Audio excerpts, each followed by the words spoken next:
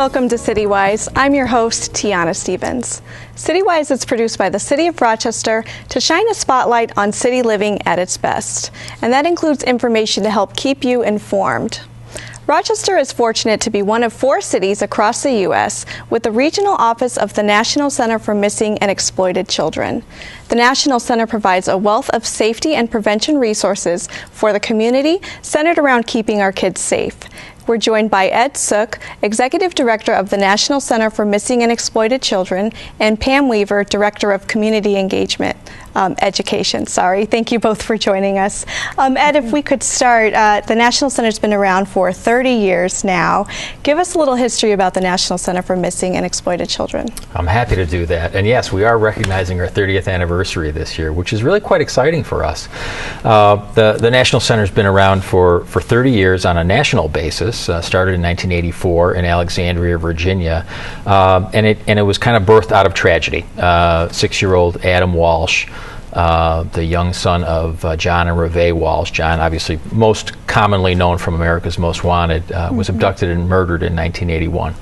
And John and Reve really took it upon themselves to change the way the nation responded to missing and abducted kids, because at that point it was really easier to get information distributed about a stolen vehicle than it was about a stolen child or a missing child. So they opened the Adam Walsh Resource Center in Florida as a grassroots effort right out of their garage to be able to put out information about missing kids.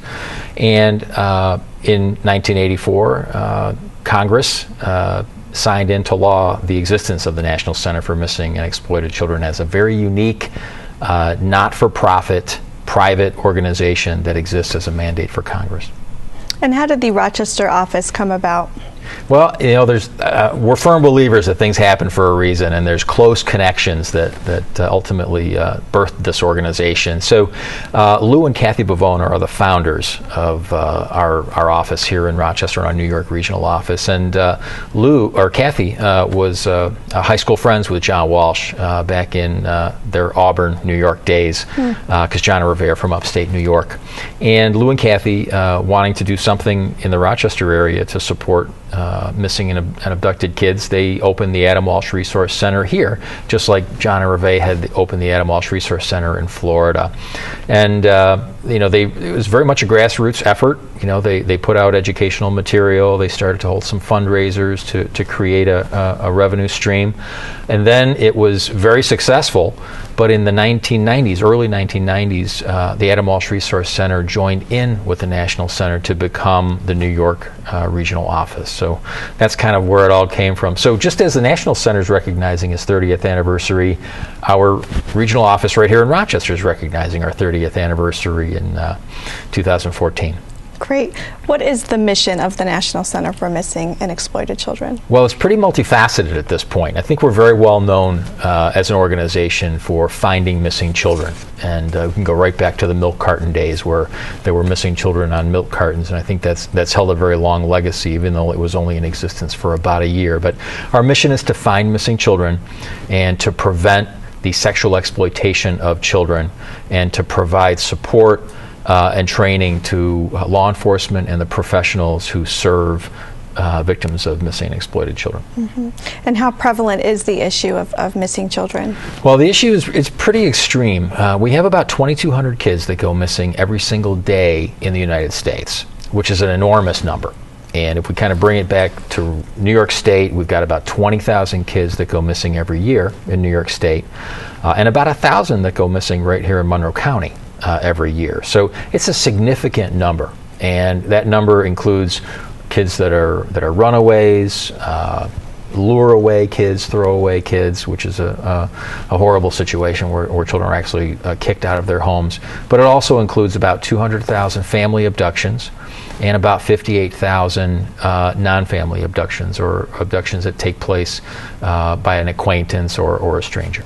Some pretty pretty strong numbers there. What sort of services does the National Center offer for children and adults? Well, that's what's really expanded pretty dramatically over the last 30 years. One of the key programs that we've always had and will always have as a mainstay is our case management program, and that's staffed by retired law enforcement investigators who have a wealth of experience.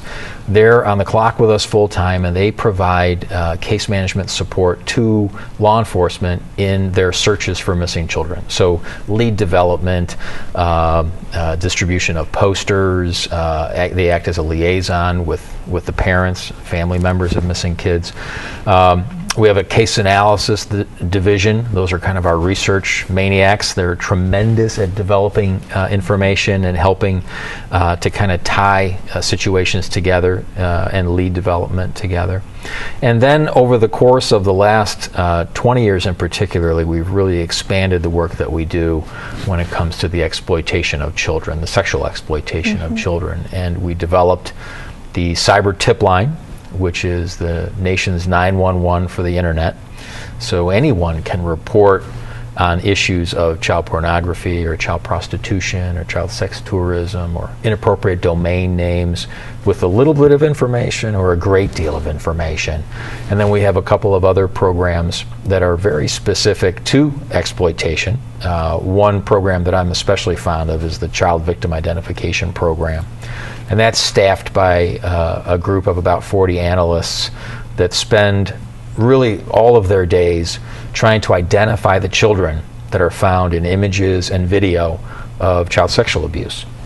And there's a tremendous amount of content, tremendous amount of contraband that is traded like baseball cards online.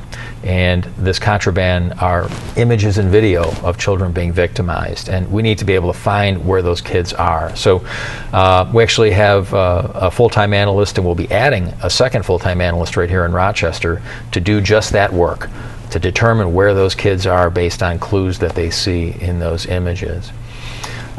We've got a tremendous law enforcement training program. We actually run the Policini Law Enforcement Training Center right out of our main offices at 275 Lake Avenue.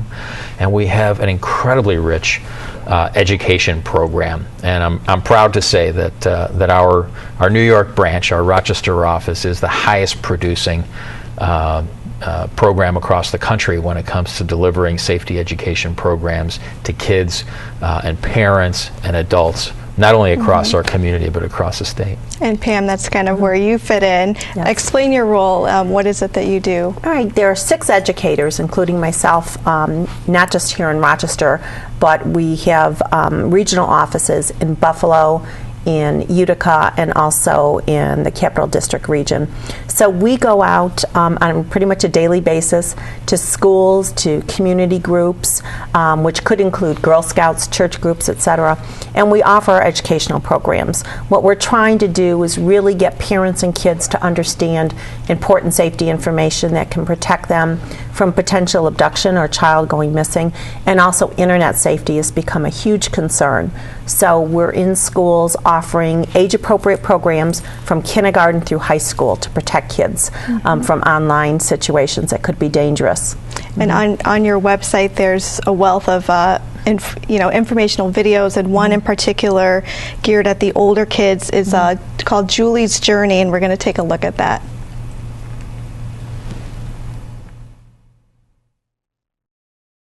The internet, it's a tool that has to be used properly. You know, it's like a knife. I mean, it's very helpful, but it can also cut you. My name is Julie. When I was 13, I started talking to Tom. He didn't act or even sound like a 56-year-old man. So he was different on the computer. I knew that I wasn't supposed to be talking to him, but I did it out of a retaliation against my parents. It felt nice to have somebody who wasn't always trying to tell you what to do. It started to get more like a relationship where it went from just friends to best friends, a more personal relationship than best friends. I would instant message him between 3 and 6 hours a day.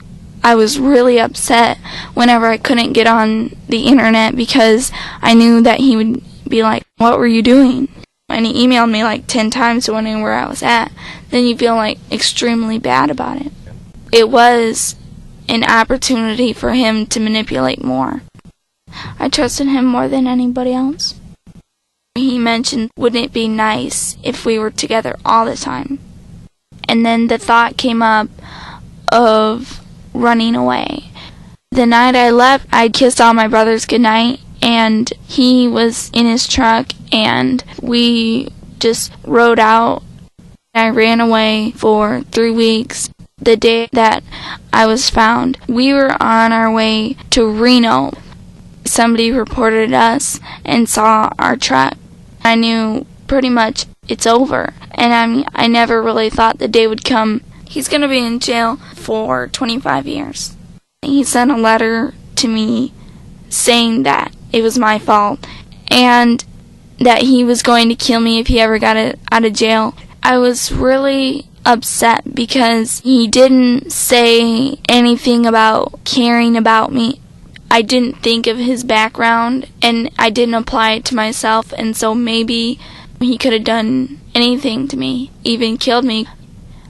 And so, now that I'm back, I feel like there's this huge emptiness inside of me. If I could have talked to people, maybe I would have had a different view on some things. If you're planning to run away, it doesn't help solve anything. If it does anything, it makes it worse. Little things can end up becoming a big thing. I kind of wish that I never would have run away in the first place. I would never do it again. And Pam, Julie's story starts, similar to many other stories you're probably familiar with. She met a man online. How has technology changed?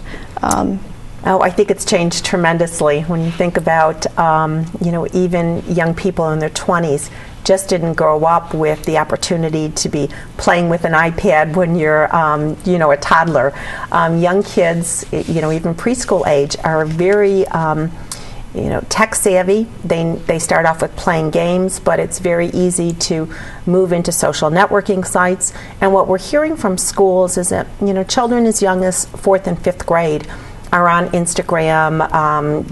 They're taking videos and pictures and sharing them. Some of them have Facebook pages, and at that young age, they're oftentimes just not equipped with safety messages. So that's really what we're out there trying to get kids to understand, that they really need to have conversations with parents. We really try to get parents involved in the education.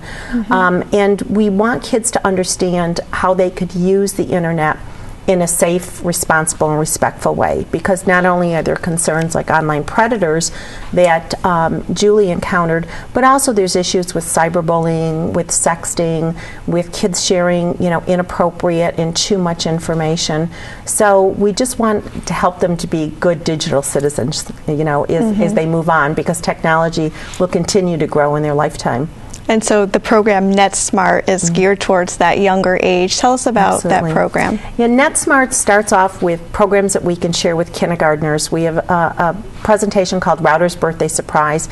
It's interactive, animated. The spokes robot is a yellow wrapping robot, Clicky, and the kids find him very endearing. So they play games, and it's a facilitated conversation with the animation, but they learn 4 basic rules about internet safety, and then they also learn about internet safety, and then they learn about real-world safety as well. So it really kind of forms that basis that they can continue to grow in the knowledge of safety, and they can go on the site anytime, even alone or with their parents, because there's great games and activities that always reinforce the safety rules. Okay, we actually have a video to show internet safety every day that's part of the NetSmarts program, and you can see that how engaging it is for kids. Let's take a look.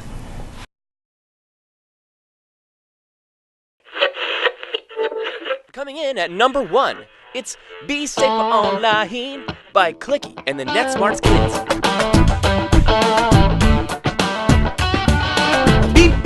Be safer online. Here at NetSmarts, we do it all the time. Come on, kids. Click, click. It's Clicky and the safe side super chick. Here we go. Just kicking the flow. yo, my name is Clicky if you'd like to know. So this goes out to all the kids worldwide. Listen up and get on the safe side. Be safer online and offline too. Ask Super Chick, she knows what to do. Red means danger, it means not safe. Yellow means be careful, it could be unsafe. Green means go, you're on the safe route. So all the kids stand up and let me hear you shout. UIN, UIN, use your net smarts again and again. Be safer online. All the net smarts kids. Be safer online. Be safer online. All the net smarts kids. Be safer online. Be safer online. Here at NetSmarts, we do it all the time. Come on, kids. Click, click. It's Clicky in the safe side Super Chick. Verse 2. You know what to do. Use your NetSmarts and remember the rules. Never give out information like your name, your age, or your location. UIN. It's a smart thing to do. Use your NetSmarts. All your friends can do it too. NetSmarts. It ends with a Z. NetSmartsKids.org. We got Nettie, Webster, and Browder too. Come on, kids, let me hear it. You know what to do. UIN, UIN. Use your NetSmarts again and again. Be safer online. All the NetSmarts kids. Be safer online. Everybody. Be safer online. All the NetSmarts kids. Be safer online. Be safer online. Here at NetSmarts, we do it all the time. Come on, kids. Click, click. It's Clicky in the safe side Super Chick. NetSmartsKids.org. Okay, and so that was an example of one of the programs that you would bring to a school or a library. Do you charge a fee for this? How does that work? No, our programs are free. We always say as a not-for-profit agency, we're happy to accept donations, but we come out to any program venue that needs us, absolutely. So it's schools, libraries, church groups, really wherever there's people. We do lunch and learns. If parents want the education, because it's hard sometimes for parents to get out in the evening to come to a school program. So all people need to do is just give us a call, and we're happy to schedule those programs. And do you find as technology changes that you need to return to those places? Do you get requests to come back to? Yes, a lot of our the work that we do is word of mouth. People hear about us, they want us to come, and we repeat visits to schools because really kids need to hear this message more than once. We know a one-shot deal is not enough, so we like to reinforce what they've learned. We send home materials. We encourage parents to go to NetSmarts because there's great resources for them. There is NetSmarts 411, which is a library of different categories of information. I was just talking to some parents that were at a program the other day. They were watching me present a program to their students, and they were just asking me a million questions about, talking to the kids about downloading apps and what's safe and what's not. And that is just such a great tool for parents to read up on. And they can go to our site and share videos with their children too, kind of talk about the issues and just make sure that everyone's on the same page and keep that communication open. And that video we saw earlier for NetSmart Teens, a little heavier material. How do you reach the teens? What does NetSmart's Teens look like? NetSmart's Teens has a lot of what we call real-life videos, like Julie's Journey. And it's really getting students an opportunity to really put themselves in the place of the person they're watching. We have one called Photo Fate, which shows how quickly an inappropriate picture can be sent. Because we know that oftentimes, kids, it might be between a boyfriend or a girlfriend, they send a picture that's, inappropriate, but they think it's just, for that person's eyes. And we know, unfortunately, what can happen. So that really takes them through all the steps. And the videos are so powerful that we can have a whole auditorium full of high school students, and they really are listening, because I think they're all sitting there saying, gee, that could be me, because many of them unfortunately made some poor choices. So we cover that. We cover cyberbullying, really helping them understand how each one of them can make a difference in changing the online culture to a more positive one, by not sharing rumors and gossip. And we also talk about the online predators, using videos like Julie's Journey. So really the whole emphasis is helping them to make good decisions and to think about consequences as they go off to college. We know colleges are checking what kids are posting, so we really want them to understand that it's not just what's there today. You know, it can revisit them years later, inappropriate posts or pictures. So we really want them to think before they send. Coming up in May, you have the Take 25 campaign. Tell us about that and how people in Rochester can get involved. Well, the Take 25 campaign was developed probably about 6 or 7 years ago at this point, kind of going off of May 25th, which is National Missing Children's Day. We really wanted to create an awareness campaign that was focused on encouraging parents to take a few minutes, 25 minutes, and talk to their kids about child safety. And we wanted to make it a campaign that would be very easy to use. So we created a website, and we created some very useful content, conversation starters, you know, some ideas on how to start to talk to your kids about these issues, no matter what age they are, for younger kids, for teens, and so on, and different types of issues of child safety. So safety in the real world, safety online, you know, safety in electronic communications, and so on. We partnered up with the Life Touch photography company, which does images of kids in elementary schools, and they were a wonderful partner on helping us to produce content. And we run this campaign from the middle of April through the end of May and just into the very beginning of June. And we really encourage parents to take the opportunity to go to our website, take25.org, take25.org, and download some of the information and have those conversations with your kids about child safety. Use those teachable moments when you're in the car and you're on the way to the mall or something like that, or you're on the way to Wegmans, and you know, you're doing your regular life experience, but you take the opportunity to start to weave some of these conversation points into your discussions with your kids about child safety. And you have all these online resources, but you also have the office on Lake Avenue. What sort of services can parents or children expect if they visit there? Yeah, well, I love the fact that we have the office on Lake Avenue right here in Rochester, and it's a tremendous facility. We have our law enforcement training center there. We house all the vast majority of our New York regional office staff there. We have our case management program there, so searching and helping find missing kids. We have our child victim identification program housed there. We do all of our training there, and of course we have our educators housed there. So if a family is in need of any services around a missing child, they can either call 1-800-THE-LOST, or they can just come right to the office on Lake Avenue. If there's a need for educational programs, you can just call us, and we're happy to come out. And if you're interested in something like electronic child identification card or something like that, just call us and we'll make arrangements. You can come down and we'll do that for you for free as well. That's wonderful. Do you guys have anything special planned for the 30th anniversary this year here in Rochester? Yeah, we do. We do. In fact, because all of our programs are free, we do need to be able to generate funds. And we have about 10 different events that we do around the state to generate funds to support all of our programs. And we do 5 100-mile bicycle rides every year. The Ride for Missing Children is what it's called. And for our 30th anniversary, we're doing something very special. We're still holding our 100-mile bicycle rides, but in August we're doing a 3-day, 300-mile bicycle ride going from Buffalo through Batavia, Rochester, Auburn, Skaneateles, Syracuse, Oneida, Utica, and ultimately ending in Albany. So it's going to be a pretty massive 3-day event to raise awareness about missing and exploited kids and to recognize that milestone 30th anniversary. Can you find registration information on your website?